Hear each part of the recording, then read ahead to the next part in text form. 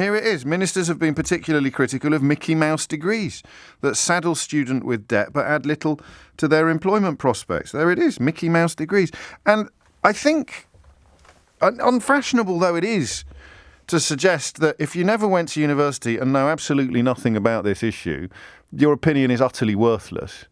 I'm afraid that I believe if you never went to university and you have no knowledge or understanding whatsoever of this issue, then your opinion is utterly worthless. If you've read on Mail Online about someone who's done a degree in, I don't know, tea leaf reading, and that is what you're basing your entire opinion on, I've got a horrible feeling that this government policy is designed precisely for you.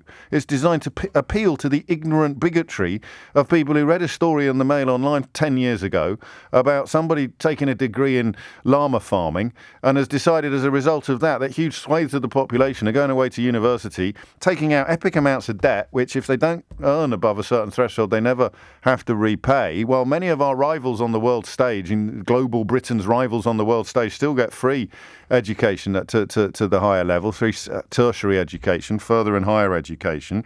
And this is designed to throw red meat to, with respect, and I don't want to fall out, to idiots like you. So I really hope I'm wrong. Am I? 0345 6060 973. Who is this policy designed to appeal to?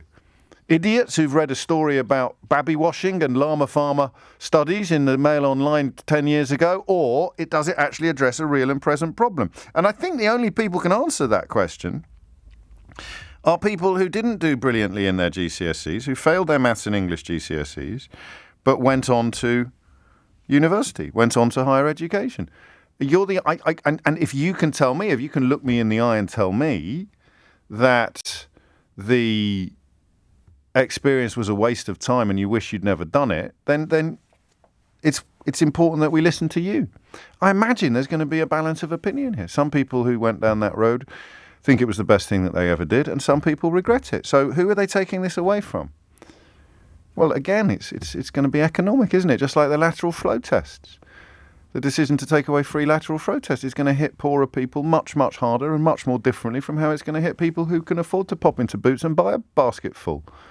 You can afford to send your kid to university if you think it's going to be good for them, or you can't. And if you can't, you get a loan. And if you can't get a loan, they don't go to university.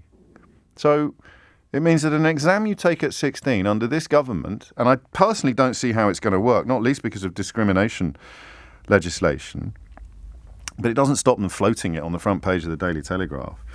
I can't see it really as anything other than an attempt to limit, once again, the opportunities of poorer people.